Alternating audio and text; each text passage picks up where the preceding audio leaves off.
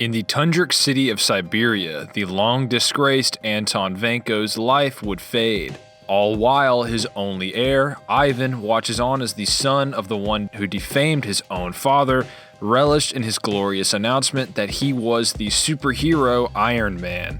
Vanko would swear on the bygone life of his father that he would avenge their family's tarnished legacy through the destruction of Tony Stark. Acting on his own reckless nature, Jason Todd, as the second Robin, would jump the gun and pursue the recently spotted Joker at the behest of Bruce Wayne. Jason, being unprepared for the vile, ingenious machinations of the Clown Prince of Crime, would unfortunately experience a grueling death at the hands of the Joker. Batman would make his way back to Gotham all too late. He would find the lifeless corpse of this wayward son, feeling the full weight of the failed promise that Bruce could provide Jason a life of happiness and purpose. He would bury the body of Jason Peter Todd next to the plots of Wayne's own mother and father, all before tracking down the Joker, with the Batman coming dangerously close to taking the villain's life, breaking various bones and teeth. The Dark Knight would ultimately stop himself from crossing his treasured moral line, disposing of Joker's broken yet breathing body in Arkham Asylum.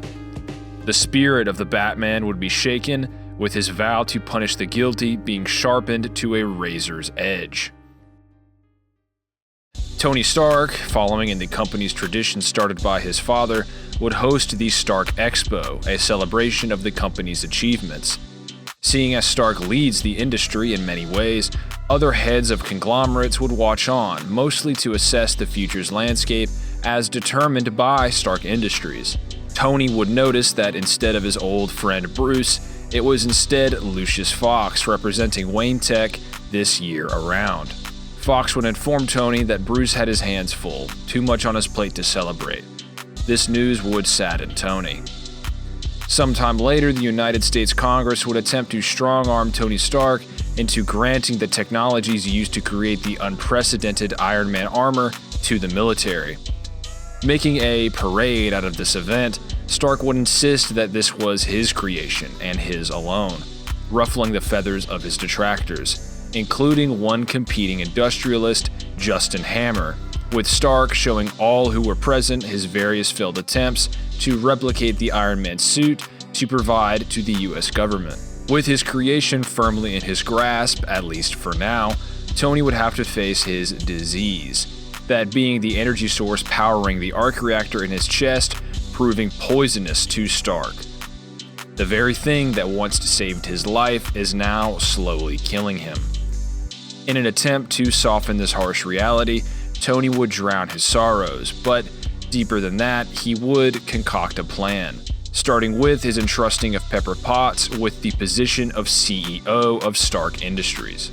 Ever scheming, Nick Fury would place a plant within Stark Industries in order to assess Tony Stark and his utility to further machinations. He would choose Natasha Romanoff, the very same agent he requested the Dark Knight of Gotham to dispose of some time ago. Now his number one subordinate, he would entrust her with monitoring Tony Stark. While attending the Monaco Grand Prix, Tony Stark would be assaulted by Ivan Vanko, now armed with his own version of the arc reactor, used to armor a chassis resembling an electrified set of whips. Stark would answer with his own latest invention, the Mark V Iron Man armor. After an intense battle which nearly cost Stark his life, Vanko would be taken into custody, but not before showing the world that Stark's greatest creation had been approximated and could therefore be replicated and purchased. Meeting Vanko face to face, Tony would be rocked to his core by the man's conviction, as well as his origin as the son of the man who Tony's own father had disgraced decades ago. As the arms race for Iron Man derivatives begins to heat up, Justin Hammer of Hammer Industries would break Ivan out of confinement and recruit the evil genius.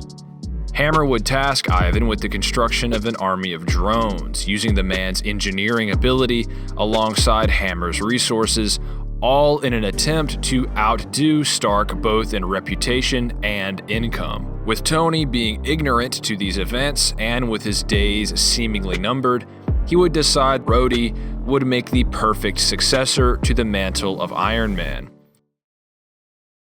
Stark would stage a birthday bash, putting on the guise of a power-drunk party animal. This would embolden Rhodey to encase himself in the Mark II Iron Man armor. As a test to see if Rhodes was truly worthy, Stark would stage a battle between the two, with Rhodey ultimately getting the better of Stark and taking the armor. Seeing the state of his friend, Rhodey would make his way to Wayne Manor. He would plead with Bruce that Tony was walking a dangerous path, and he fears that he simply lacks the shared history with Tony, something about orphaned billionaires that the Air Force colonel couldn't understand, hoping that Wayne could shake his childhood friend out of apathy. Bruce, being enraptured by his own grief at the loss of Jason Todd, would shirk this responsibility, choosing rather to sulk in his own darkness. Besides, Tony and Bruce haven't really been friends since their parents died, or that's at least what Bruce told himself. Rhodey would, sullen, make his way to the military air base in order to study the Mark II armor. While single-mindedly training his body for another night of vengeance, of revenge against the criminal lot that took his son from him, Alfred would plead his case to Master Wayne.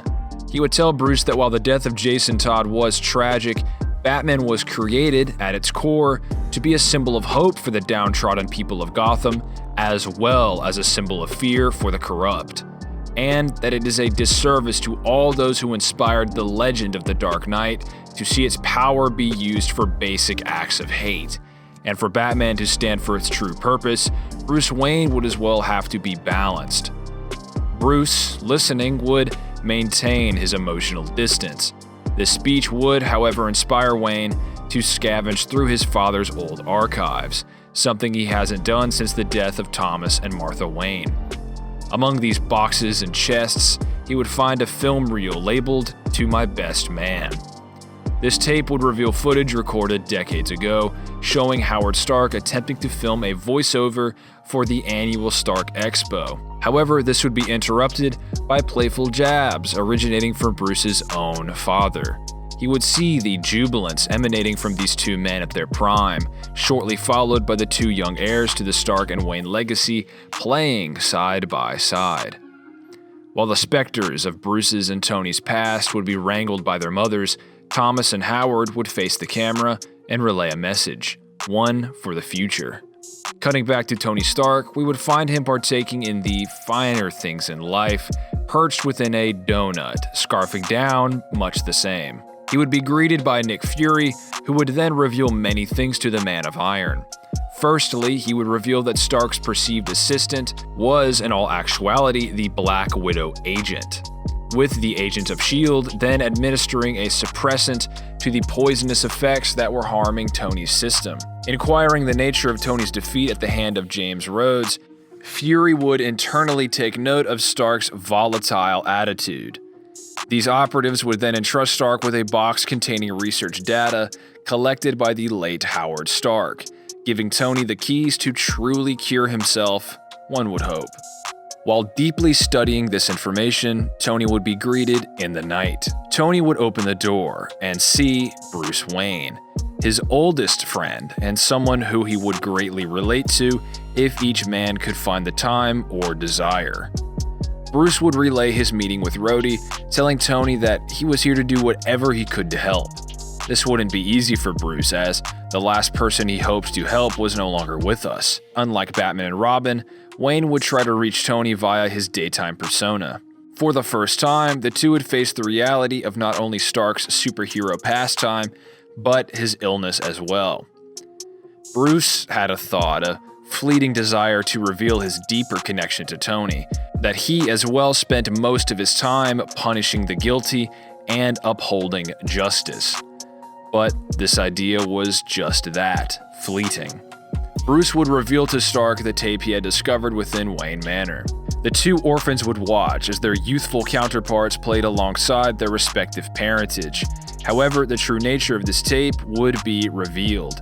Howard and Thomas would leave a message for their heirs, telling them both how far their hopes and dreams would travel into the future through the two. This would inspire Tony to fight for his life, to use what his father had left him, to go on living and to uphold his legacy and make the most of it. that his father upheld Tony above all the wealth and weapons he had fostered. Bruce would as well learn the lesson that the untimely death of his parents deprived him of until now. That being that, and why do we fall, Bruce? So we can learn to pick ourselves up. With this message in a bottle, he once again finds it in himself to adhere to this diamond absolute.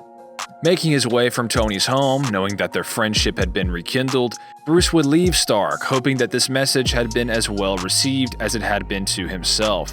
This would leave Tony the time to get to work. Using what his father had left him, as well as his own ingenuity and brilliance, Tony would develop a new arc reactor, powered by a synthesized new element, one which would not cause harm to Tony's nervous system and would grant the Iron Man armor unprecedented power output. Taking the stage at the Stark Expo Conference Center, Justin Hammer would unveil a wave of Hammer Tech drones developed secretly by Ivan Vanko. This armada would, however, be set loose via remote connection to Vanko, causing chaos in the expo.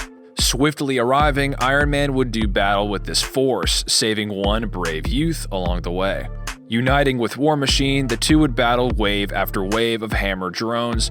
All the while, Justin Hammer would be detained by the Black Widow after she had defeated various members of Hammer's security detail. With this army of drones defeated by the armored duo, Vanko would reveal himself adorned in an upgraded Whiplash power armor, leading to a grueling 2v1, with the heroes proving successful, ending Whiplash's quest for revenge forever.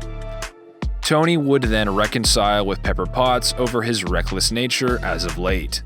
The following day, within a SHIELD-occupied warehouse, Tony would sit surrounded by displays, some showing extraordinary individuals he had recognized from certain news outlets, and others that were wholly unfamiliar to him.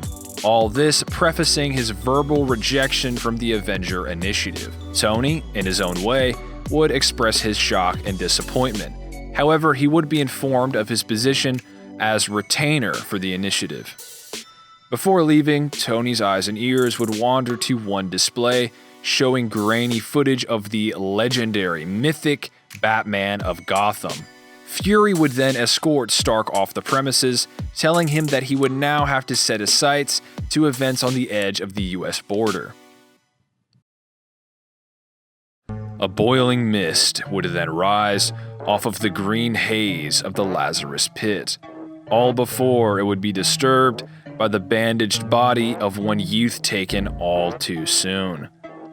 As the body was submerged in the life-giving mix of minerals and mysticism, the green hue of the pit would turn instead to a blood red.